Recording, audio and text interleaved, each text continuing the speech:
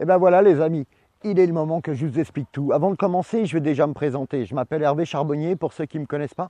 Je suis entrepreneur depuis plus de 25 ans et je me suis passionné pour le e-commerce, l'infoprenariat depuis 5 ans. Je suis certifié coach spécialiste en neurosciences et je suis aussi également formateur dans toutes les stratégies commerciales et aussi le management pardon, et le leadership.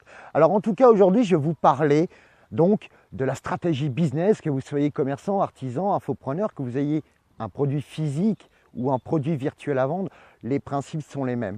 On va évoquer aujourd'hui un petit peu de technique, mais très peu parce que ça serait extrêmement long, mais on va surtout vous parler des valeurs et de votre état d'être. C'est-à-dire que le savoir-faire est quelque chose d'important, ça je suis d'accord, mais je vais considérer que vous êtes des passionnés, des professionnels, vous savez ce que vous voulez faire, mais il vous manque un petit peu de savoir-être pour avoir les résultats que vous voudriez dans votre vie. Donc je vais tout vous expliquer. Alors, excusez pour les effets spéciaux, je me suis fourni d'un petit tableau pour vous expliquer un petit peu plus facilement, un petit peu moi, comment est ma vision des choses.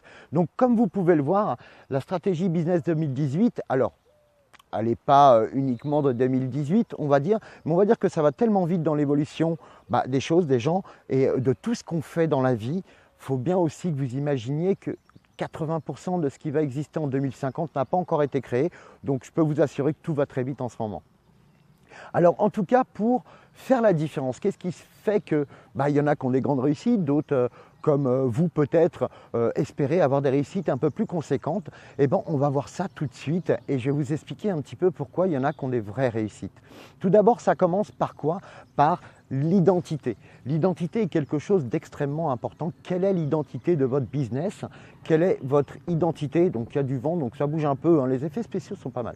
Donc quelle est votre identité au niveau business? Alors, je m'explique, l'identité c'est quoi?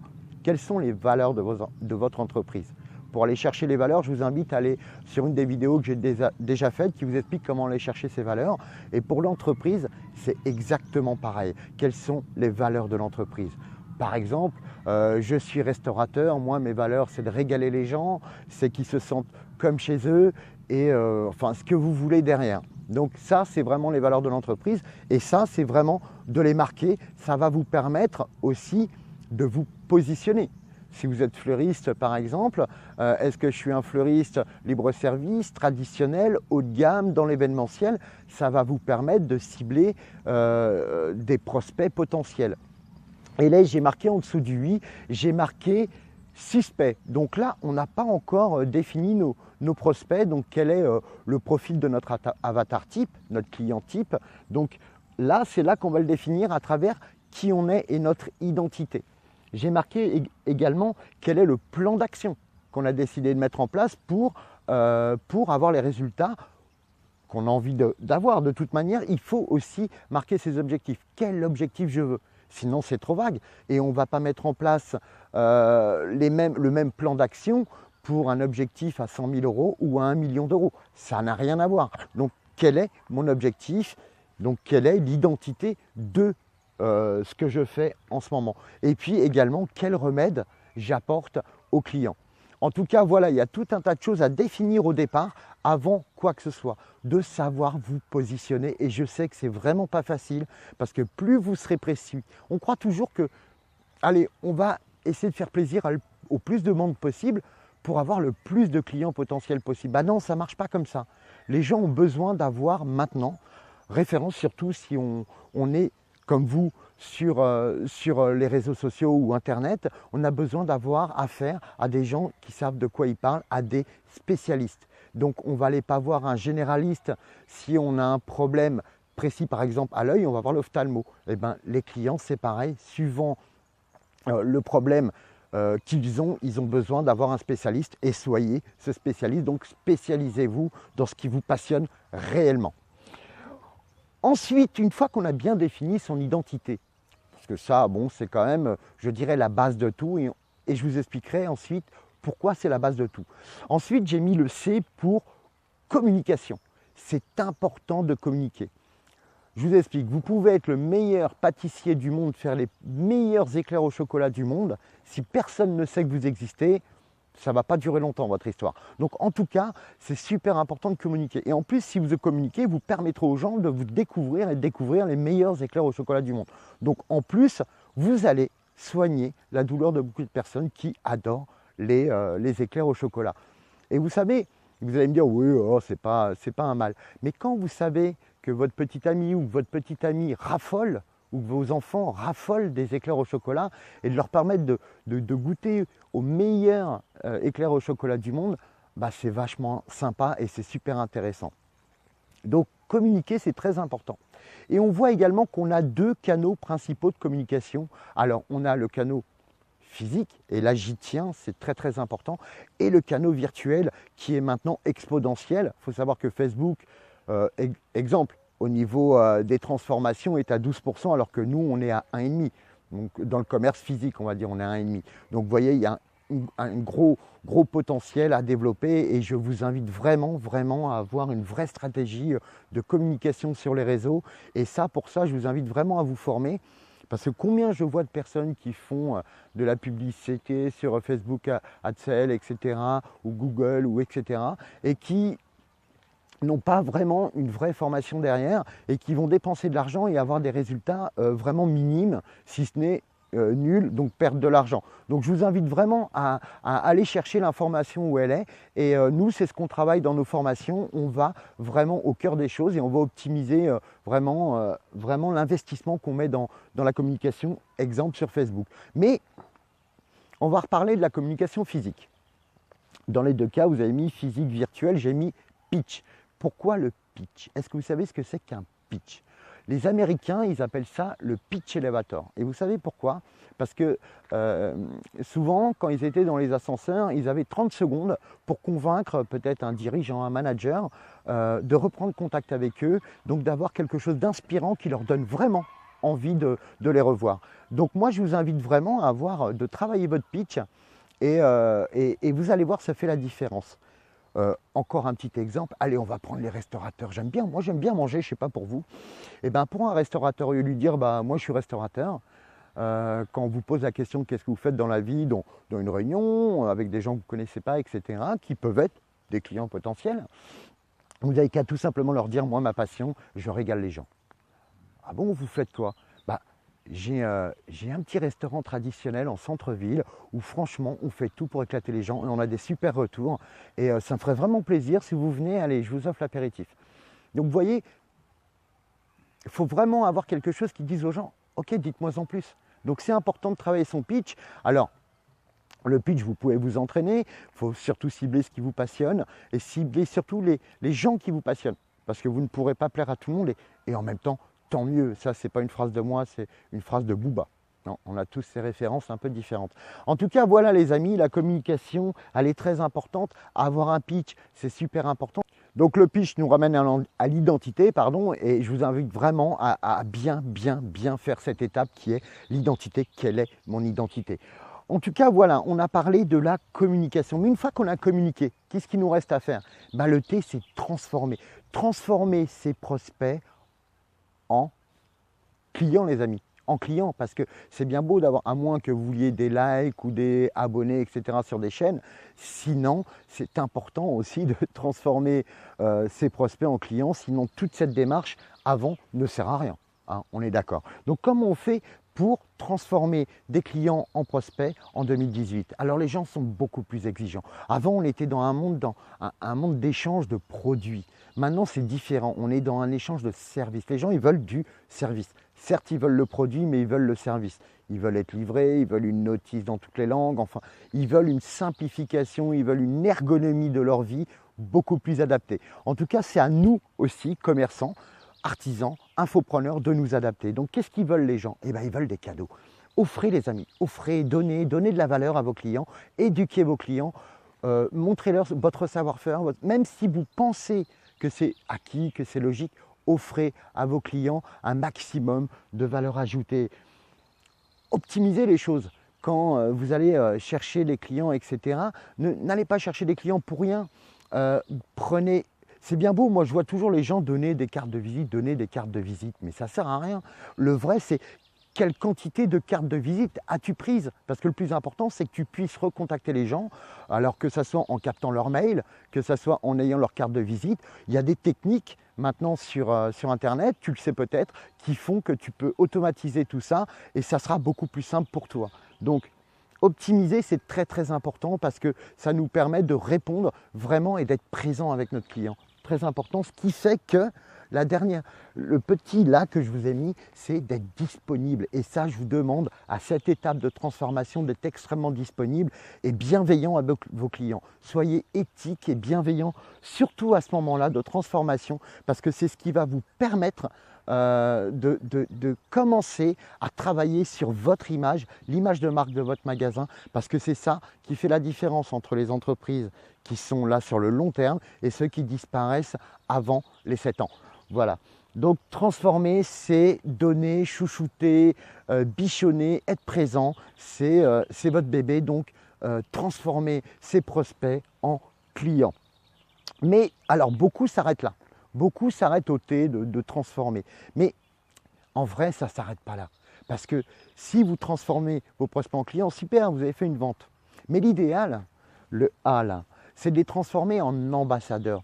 Faites de vos clients des ambassadeurs. Alors vous allez me dire, bah, c'est ce que je fais au quotidien, je suis gentil, je suis serviable, je suis aimable, je suis disponible.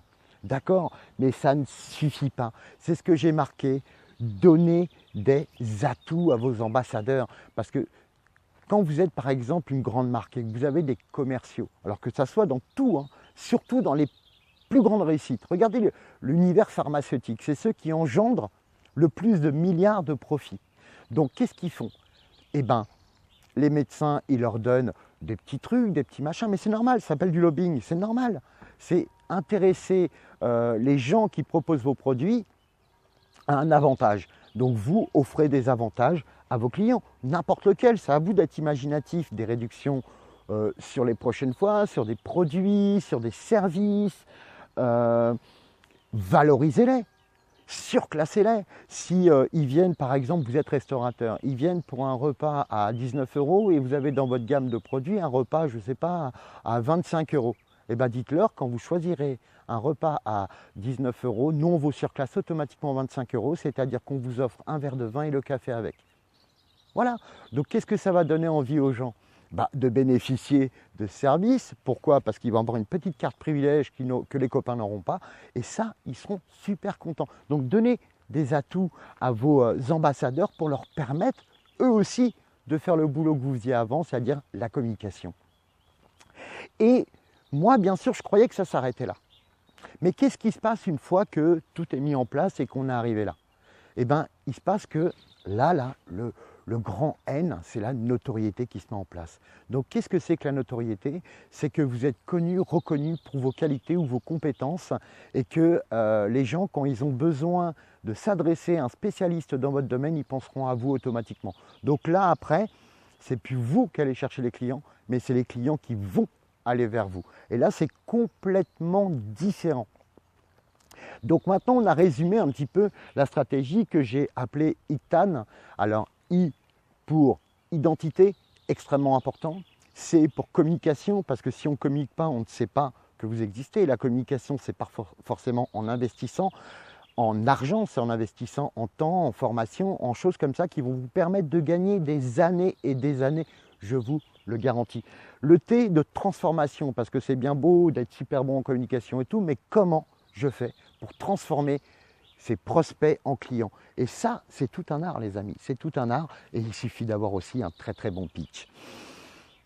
Comment permettre à ces clients d'être d'excellents ambassadeurs? C'est comme dans tout ce qui est représentant, c'est plus on leur donnera la possibilité d'être bons qu'ils le seront. Donc en tout cas, donnez de la valeur à vos ambassadeurs. Et dernièrement, la notoriété, c'est extrêmement important parce que c'est à ce moment-là que naturellement les choses vont s'automatiser. On a pu les automatiser dans la phase de transformation à un moment donné, mais là, ça sera une automatisation naturelle. On va vous recommander et c'est complètement différent. Donc maintenant, vous pouvez me dire, mais oui, mais Hervé, moi, ça fait 10 ans, 20 ans, 5 ans que je suis dans le business. et je ne sais pas où me situer. Bah, c'est simple, tu regardes ce tableau et tu dis ok, ça fait 10 ans, logiquement je devrais être à la notoriété, je devrais avoir une certaine notoriété. Est-ce que j'ai une certaine notoriété? Bah écoute, j'ai des clients, ils sont super contents, je les transforme en ambassadeurs. Bon, ta technique des atouts, c'est sympa, je vais leur donner, mais voilà, j'en suis là. Donc en vrai, c'est à toi de te poser les bonnes questions. Qu'est-ce que je dois faire pour passer du stade d'ambassadeur à la notoriété? Donc après, c'est à toi de ramener une vraie valeur ajoutée à ton business. Parce qu'au bout de 10 ans, tu as pris 10 ans d'évolution. Si normalement tu t'es formé, tu as continué à accéder, à évoluer dans ta passion, etc., tu devrais avoir une certaine valeur ajoutée à apporter à ton business et tu devrais accéder à ta notoriété. Si tu en es à A, je te conseille de revenir à ton identité. Est-ce que tu l'as bien visualisé? Et est-ce que ton identité de départ correspond à ton identité actuelle? Est-ce que ta raison de départ est la même que maintenant? Je vous explique. Moi, quand j'ai commencé le business, j'avais pas 20 ans. Et j'avais pas d'enfants, j'étais célibataire, etc. 10 ans après, j'étais marié, j'avais 4 enfants de 2 mamans différentes et j'avais 5 entreprises. Donc évidemment que c'était complètement différent et ma raison là, la raison que j'avais au départ n'était plus du tout la même que ma raison de maintenant. C'est exactement dans le couple. On se met avec quelqu'un pour une raison de départ, la vie fait que les enfants, la vie, le partenaire, plein de choses font que notre raison, elle n'est plus la même. Je l'aimais parce qu'il était sportif, beau, bronzé, etc. Maintenant, bah, il a 20 kilos de trop, etc. Mais par contre, il est gentil, attentionné. C'est toujours une épaule bienveillante. Donc vraiment, la raison de départ a changé et on s'en est rendu compte. Et maintenant, voilà ce qu'on dégage. On ne reste plus sur le passé. Donc je vous conseille vraiment, si vous êtes à A, de réfléchir. Par contre, si vous êtes à C, c'est-à-dire qu'il y en a qui n'ont même pas du tout de stratégie de communication. Hein. Donc c'est à vous de vous dire, ok, je revais mon identité, quelle est ma valeur, quel est mon plan d'action, quelle est ma cible, quel est mon client cible, quel est mon avatar. À partir de là, on communique. Alors gratuitement, on donne, on offre, on se fait connaître, on a un bon pitch, on met tout en place. Ensuite, on les transforme. Ensuite, on en fait des ambassadeurs. Et ensuite, on travaille vraiment l'excellence pour arriver à la notoriété. Enfin voilà les amis, c'était ce que je voulais vous dire. C'était vraiment, si vous respectez à la lettre ce que je viens de vous dire, vous aurez des résultats exceptionnels. Maintenant, pour tout ce qui est technique, pour tous ceux qui veulent en savoir plus, vous savez comment on fait. Vous me contactez et je prends toujours une demi-heure gratuitement à voir le problème et si on peut le solutionner ensemble. Ça, c'est ma stratégie. Et en tout cas, moi, je vous invite à me dire où vous en êtes et surtout à répondre à une question, à cette question. Et ça, je vous répondrai, je vous garantis que je vous répondrai gratuitement et avec un grand, grand plaisir. C'est si j'avais une baguette magique, les amis, quelle est la douleur que vous voudriez que je soigne dans le business que vous avez développé? Quelle est votre plus grande frustration et quelle est votre plus grande douleur pour accéder au niveau supérieur? Et ça, je vous répondrai avec grand plaisir et vous savez pourquoi? Parce qu'à chaque fois que vous allez me poser cette question, moi, ça va me permettre de me la poser et de trouver des solutions. Peut-être que j'ai déjà vu à travers les accompagnements que j'ai faits ou peut-être que ça va être vraiment une vraie recherche pour moi. En tout cas, les amis, je suis ravi de vous avoir fait cette petite vidéo qui est peut-être un peu longue, mais en tout cas les amis, c'est que j'avais beaucoup de choses à vous dire. Je vous aime, je vous dis plein de belles choses. Si vous avez aimé, je vous invite à liker, abonnez-vous, je vous donnerai tout plein de belles choses. En tout cas, à très vite, n'hésitez pas à me laisser vos réponses. Je vous aime, à bientôt.